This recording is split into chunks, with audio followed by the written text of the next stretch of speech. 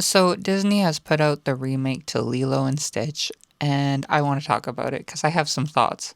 Now, going into this, I was really nervous because of the trailer that I had seen and the way that Pleakley and Jumbo looked and the way that Stitch looked. I was not impressed at all with the trailer, and especially Pleakley, man, that upset me lots, okay? But I was really nervous because I love the original so much. I think it is uncomparable, and it's one of my favorite movies of all time of the message of Ohana and family. So my expectations going into the movie were that I did not think that it was going to live up to the original, but I also didn't want to rewatch the original because I kind of wanted to go into this fresh and already having like a bittersweet disdain for like what I had seen of the trailer and Pleakley and Jumba and the animation and everything like that. It was just I wanted as much of a neutral viewing of it as I could possibly get. So I took my brother and we went and seen it in theaters the opening night that it came out. And we actually kind of thoroughly enjoyed it. What I will say about this remake is that usually I don't enjoy, well, I never enjoy the Disney remakes. I only like the remakes when they are like spin offs of the original story. Like I loved Maleficent, but that's because it's not the original story, right? And I loved Cruella, but like The Lion King, I didn't like. Aladdin, I didn't like. Mulan, I didn't like. This is the first one I enjoyed, even comparing it to the original. What I said to my brother after watching it, because we were speaking about it, is this isn't a bad movie at all, and it's good to watch. Like, it's enjoyable, but what it feels like is in comparison to the original, it feels like not a rough draft, but like the first version of the story that they went with, and then they like kept rewriting. And I don't want to use the word rough draft because that makes it sound like it's chunky. It's not like that. It's just, and again, comparison to the original movie, there's like, you're like, oh, this is missing. Like something is not hitting me where it should. And I know there should be something hitting me because I know the original, but this isn't bad, right? So my expectations weren't high going into the movie, but they weren't disappointed either, I should say. Like after watching it, I was honestly thoroughly surprised with Pleakley. Okay, I that was what I was most nervous about. I was so nervous that they were going to do them wrong and like the skin suit thing was going to be this huge issue where they did not play up the characters. I have to say we don't get a full drag Pleakley. But what we did get was way more than what I was expecting to get. And even the outfits, I see how they were trying to play it up. What I didn't like is like Pleakley is so drag and like knows fashion and everything like that. And even in the beginning of the movie, there's a scene where he's dressed up as a cowboy and he like knows and understands fashion. That's why he wants to go to Earth. But once he gets to Earth, he doesn't know fashion anymore for some reason. Like it's kind of like, yeah, he does have, I don't know, more camp outfits, but it's not camp. It's just like they're playing it up like he doesn't know how to dress. Like he's just mixing weird combinations together. And the attitude and personality of him, again, I think for what the actor was probably allowed to do, I think he did an amazing job. There's a scene where he's having a bath and Jumba's in like the foreground or the front of the movie and they're talking and everything like that, and you can just see he's playing it up as much as he can without crossing the line with Disney. So it was thoroughly enjoyable. There's like scenes where he's walking. One thing I did find funny, and I said to my brother, I was like, why is Pleakley so jacked in this movie? Like Pleakley is a twink, and for some reason we have like this muscled up Pleakley, and like Pleakley's arms were bigger than David's in this movie. So that was really funny. I wonder if it is something they wanted to do was make like cast someone a little bit more muscular so that way it, the femininity of Pleakley was more bearable, if that makes sense. Like I wonder if that was a thought process going into it. And there was something I seen where someone on the movie said that they did their best to get Pleakley like as close as they could, but that Disney wouldn't allow them to. And I don't remember if it was the actor or the director of the movie. The story of this one differs from the original in the sense that they completely get rid of the meaning of Ohana in this movie. Ohana is that you're supposed to love and accept everyone as your family, right? Like Ohana means family and family means no one gets left behind. But in this movie, Jumba is the bad guy, and Jumba gets no Ohana. Everyone else does except for Jumba. Like at the end of the movie, Jumba's taken away, and that's like the movie. And even like it's weird too because there's like this whole scene where Nani decides to go to college in this one and not take care of Lilo, and Lilo gets taken by the foster system, which I just don't understand why they went that way. It just doesn't make sense to me. I know there is like the scene where there's a neighbor lady who says, Ohana means family and family means no one gets left behind, but you need to remember not to leave yourself behind. I get that whole sentiment of it, but I think in regards to what the movie is trying to portray, it doesn't matter. Like the whole point of the movie is that Lilo finds her Ohana in the original. In this one, like there's I don't know how to explain it. There's not even the scene of the ugly duckling, you know? There is a scene which I did like where Stitch steals a picture of their family and is holding on to that. Like that's really cute. And it's kind of funny because in comparison to the original, this one is literally shot for shot in the opening, and then somewhere along the line, like me and my brother, we just realized that they were completely rewriting the story because it went from being like shot for shot and us knowing what's going to happen to like halfway through the movie, I was like, hey, like, where is Gantu? Like, and our mouths both dropped and we're like, oh, there's no Gantu in this movie. And then our mouths dropped more and we're like, they're going to make Jumba the bad guy. And I think that was honestly so that way they don't have to play up the relationship of Pleakley and Jumba, because now that doesn't exist. Jumba's not going to be in the next one. And I honestly don't think there's going to be a next one because they didn't even do an end credit scene or play anything up to lead into a number 2, which again is, I don't get. Honestly, it flabbergasts me because Disney is all about making money and making number 2s. And if there was a way that they were going to spin in another movie for this, they were going to do it. So the fact that they didn't do anything to play into a second movie is weird to me. It shows that they I don't know why they greenlit this movie to remake it, right?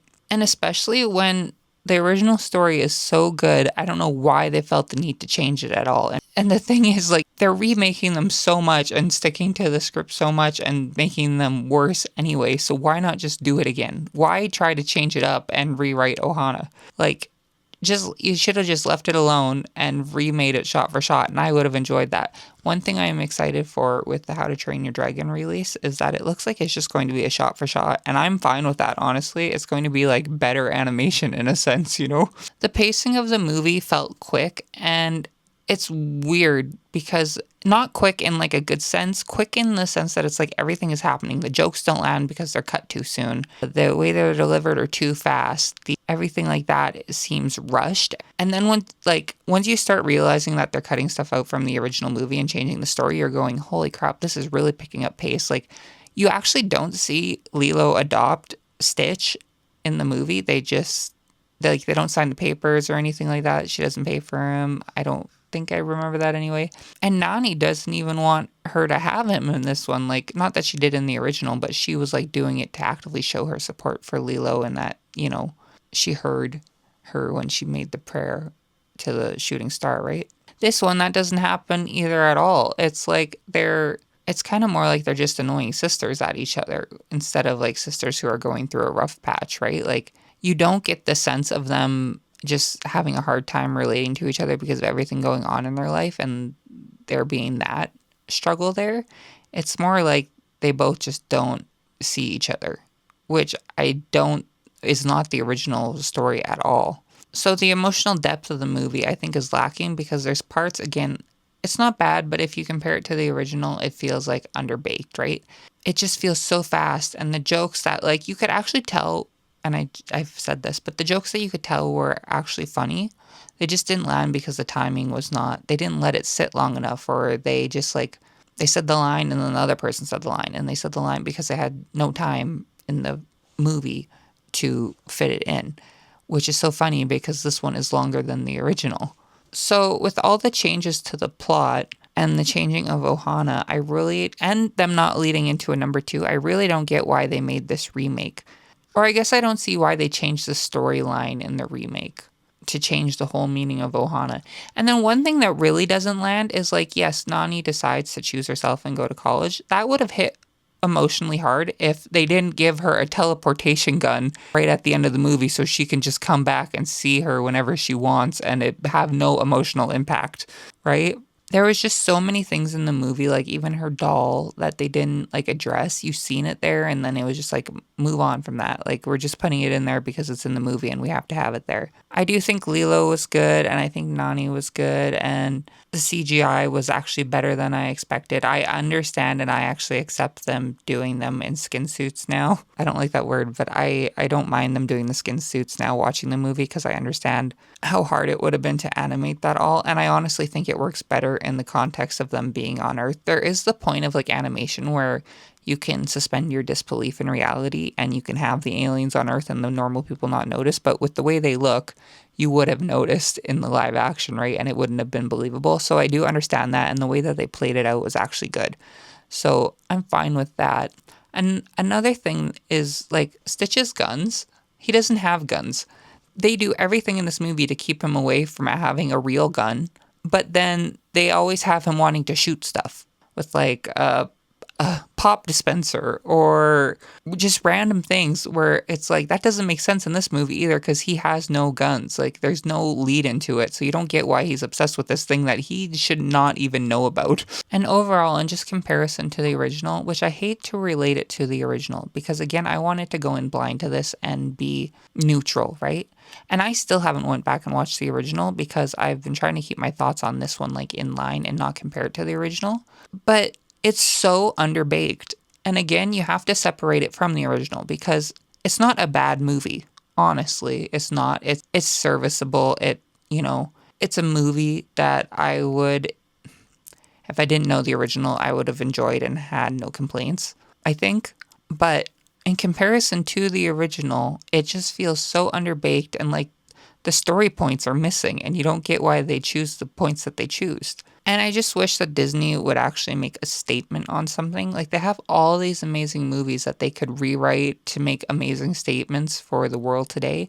And they actively choose to go against that in service of being so neutral that no one likes the movies, right?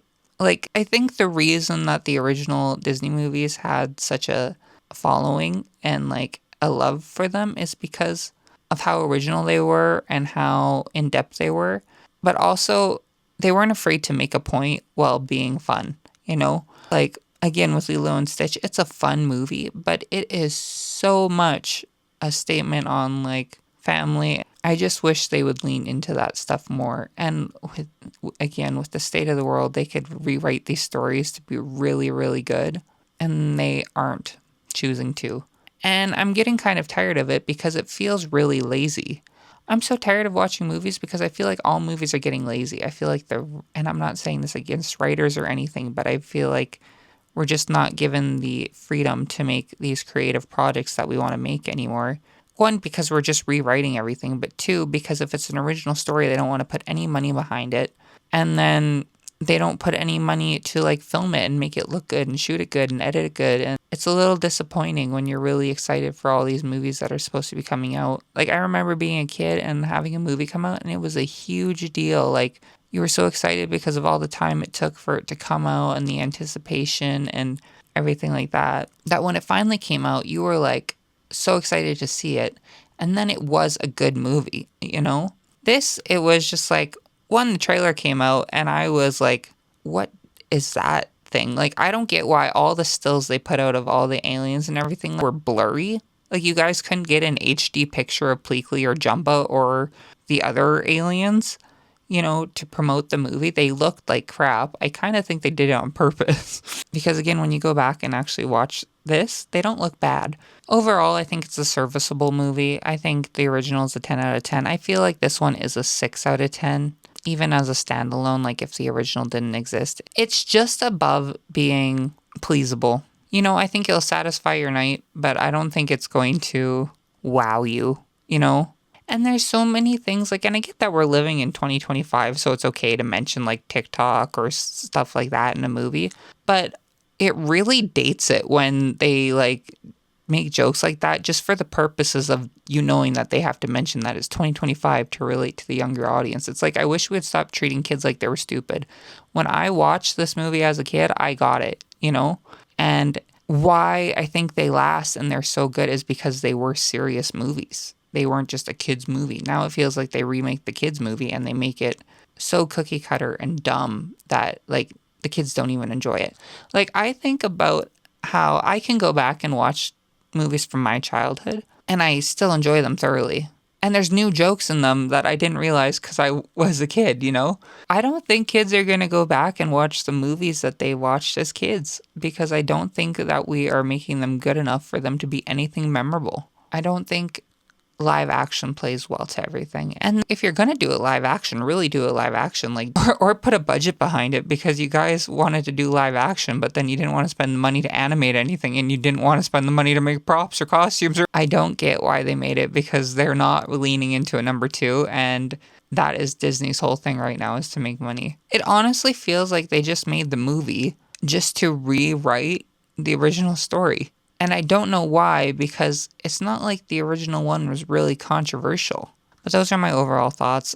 Not a bad movie, not a great stellar movie. Compared to the original, it's underbaked. And again, not in a bad way, just like it feels too fast. If the jokes don't land, the storyline does not make sense when you know what it could be, you know? And like I said, overall 6 out of 10. Would recommend watching it though, because I did enjoy it. But just know you are going into a different movie than the Lilo and Stitch that you loved growing up. I guess that is the whole thing is like, I don't even know what the message of this movie is because the message of this movie is not Ohana. You know, Jumba gets no redemption. Lilo and Nani don't really resolve, I don't think.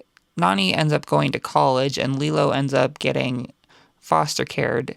And when they're going to have any emotional impact at the end of the movie, they decide to throw that all away by finally bringing in one type of gun, which is a teleportation gun, so that she can go to school and still see Lilo. It doesn't feel like it hits good. Anyway, those are my thoughts. Maybe I didn't express them clearly, but let me know your guys' thoughts and if you kind of understand what I'm saying and trying to get at with this. And yeah, thanks for watching. Thanks for being here. And I'll see you guys in the next video. Bye.